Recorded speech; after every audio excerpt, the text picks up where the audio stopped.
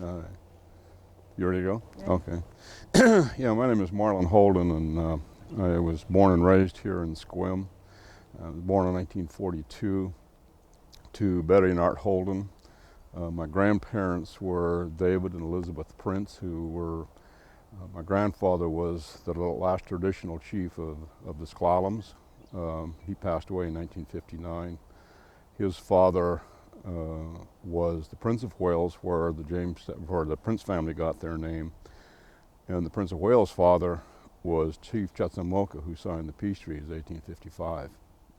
So I'm in that lineage of the great-great-grandson of Chief Chetsamoka, who was honored and revered in Port Townsend. Lived in this area probably most of my life. I left for the military after I graduated in 1962 and was gone for 4 years and came back and worked up at Crown Zellerback, and then they kind of closed operations down, and so at that point is when I became involved with the Department of Corrections and spent 30 years in the Department of Corrections.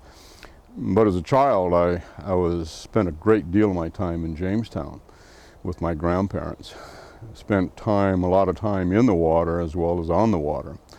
Learned how to crab at a pretty young age. I was helping my cousins pull their traps, and they're not the kind of traps that you have today. The traps that they had were made out of cedar strips and chicken wire, and very heavy to pull. But they had their extra income coming in there by selling the crabs on the weekends and up at Doopy's as well.